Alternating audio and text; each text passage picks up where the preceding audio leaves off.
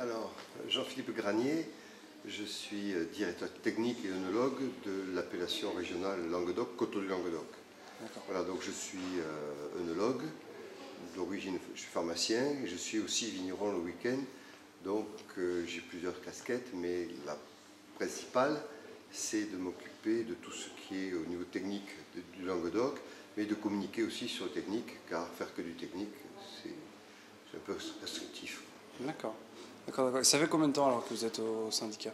Moi, j'ai commencé en 85 par le premier bar à vin à Montpellier, qui était géré par l'appellation Coteaux du Languedoc. Et puis, en plus, je suis parti 3 ans en tant qu'œnologue pour former, pour donner des conseils en tant qu'œnologue privé. Et puis, je suis revenu en 90. Donc maintenant, ça fait plus de 22 ans que je suis au Mas de Saporta pour former des vignerons à la dégustation, pour former des sommeliers, on reçoit aujourd'hui à Saporta 60 000 personnes par an, c'est une maison de promotion. Et donc je m'occupe de l'ensemble de cette maison et de l'appellation au niveau communication et technique. D'accord. Donc sur cette période-là, qu'est-ce que vous avez constaté, remarqué sur le Languedoc, On a pris un tournant dans les années 80, c'est-à-dire l'abandon de la production massive vers une production qualitative et une production de terroir. Il a fallu à peu près 20 ans pour mettre en place aujourd'hui la politique de hiérarchisation par rapport à une notion de l'appellation régionale, de l'appellation sous-régionale qui est au-dessus, mais l'appellation communale. Donc c'est une notion qui a fallu 20 ans. Aujourd'hui, je pense qu'il va falloir 20 ans pour la notion communale, pour des Cabrières, de Saint-Christol, de Saint-Georges-d'Orque, des Montpérou. Montpérou, ça va bientôt arriver, mais il va falloir 20 ans pour avoir cette appellation communale. Donc l'évolution est énorme au niveau typicité des terroirs, la découverte, la redécouverte de la typicité des terroirs. Ça, c'est les dernières 20 années, on a fait ça avec toute l'équipe des Coteaux de Languedoc et les vignerons. Et donc on a développé, alors il y a des chiffres qui sont importants, chiffres au niveau économique.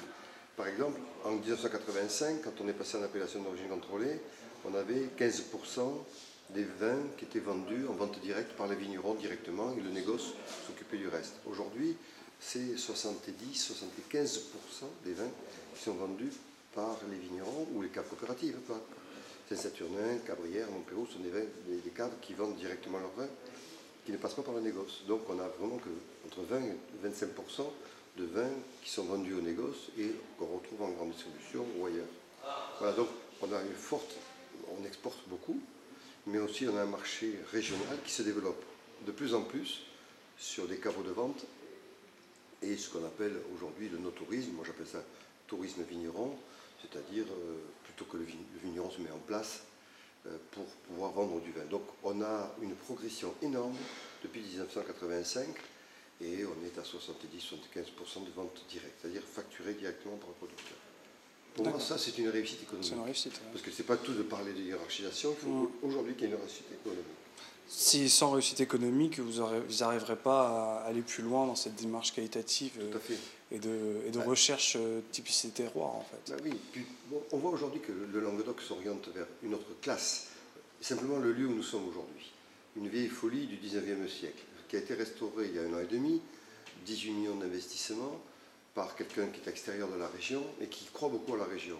Restauration, chambre magnifique, restauration, salle de réunion, piscine, hammam, enfin, tout ce qu'il faut pour tennis. C'est l'évolution du Languedoc. On ne va pas devenir des Bordelais, on ne va pas devenir, on est plutôt bourguignon, mais on peut accueillir des groupes de 20-30 personnes avec un hôtel haut de gamme. Et donc, là-haut, vous avez des grands vins du Languedoc. La plupart des grands vins du Languedoc sont en appellation d'origine contrôlée. Ça peut être des Terras du Razac, des Pixel-Loup, des vins de la Clappe, des Minervois et des Livinières, des Corbières-Boutenac ou des Roussillons. Donc on a ce potentiel qui est là, présent, et qu'il faut faire connaître au monde entier sur la qualité de nos terroirs. Et moi j'y crois beaucoup parce qu'on a été, pendant des années et des années, on a été regardé avec cette production de masse qu'on faisait voir à n'importe qui, les Bretons, les gens de Lille, n'importe où. Je crois qu'aujourd'hui, on a modifié un tout petit peu cette impression On a les vins d'appellation d'origine contrôlée, les vins de terroir et des vins de pays, des vins de soif, à boire rapidement. Voilà. Chacun, on ne va pas boire un vin à 15 euros, 10 euros tous les jours. On peut boire aussi des vins à 2, 3, 4 euros, qui sont des vins de pays. Ça, c'est bien. D'accord. Donc oui, c'est vrai qu'on ressent depuis une vingtaine d'années il y a des vignerons qui ressortent un petit peu, on va dire des vignerons porteurs, des vignerons... Si je veux prendre quelques noms porteurs aujourd'hui, c'est Majulien, Montcalmès, Domaine d'Opiac, vous avez Clos-Marie, vous avez Masbruguière, vous avez la cave de Cabrières, la cave de Montpérou, la cave de Saint-Saturnin. Vous avez des caves qui sont très, très dynamiques. Je pourrais en citer, je vais en oublier. Château de Lancire, Château de Cazeneuve, la cave de Corconne avec ses super rosés. Voilà, il y a plein de caves. Il y a, en ce moment, dans les grès de Montpellier qui se développent, il y a le château d'Assas, la cave d'Assas qui se développe, qui a fait une cuvée spéciale pour la mairie de Montpellier. C'est un ensemble, et je crois qu'aujourd'hui, on arrive vraiment dans les grès de Montpellier, c'est une nouvelle appellation, la ville de Montpellier va le développer. Ils sont partis à Chengdu, ils ont rencontré des importateurs. Pourquoi? Parce que Chengdu est associé à Montpellier. Il y a 10 ans, on n'en parlait pas. Donc aujourd'hui, c'est un tout, et ça se développe de tous les côtés. Les poules de Pinet se développent, pourquoi? Parce que bon, voilà, on est passé de 30 000 hectos à 75 000 hectos de qualité, c'est-à-dire avec des techniques modernes. Donc tout est lié et tout arrive. Alors après, je ne dis pas qu'on n'a pas de difficultés, hein, la crise elle est là, mais il y a quand même une énergie vers la qualité et ça c'est très important. Donc c'est encore un vignoble qui se cherche en fait, enfin qui se cherche, qui est en devenir. Il n'est pas fixe. On est un peu à l'adolescence. Voilà. On est un peu, voilà, il y a eu la naissance, il y a l'adolescence, et je pense que là on va mûrir, on va avoir la maturité. On a fait les 20 premières années, on va faire 20 ans de plus, et on va continuer, on va reconstruire, enfin pas reconstruire, mais révéler plutôt, je préfère ce mot-là, parce qu'on va révéler notre terroir, on va révéler le potentiel. Moi je vois malheureusement pas beaucoup de jeunes, mais le peu de jeunes que je vois s'installer, ils savent ce qu'ils vont faire, de la qualité, du vin, de l'accueil. Ils ont des gîtes, ils vont faire des animations, ils ne vont pas avoir énormément d'hectares, mais ils vont bien s'en occuper. Un peu la bourguignonne, il y aura un caveau qui sera ouvert. Aujourd'hui, on va ouvrir de plus en plus de caveaux le dimanche, parce qu'il y a le monde de dimanche qui va recevoir. Ils vont s'organiser en collectif sur des animations. On fait des balades vigneronnes dans les secteurs.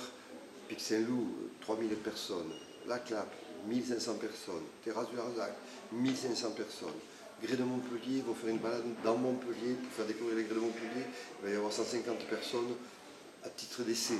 Donc il y a plein de dynamiques. Les festivals, les estivales, des fêtes partout.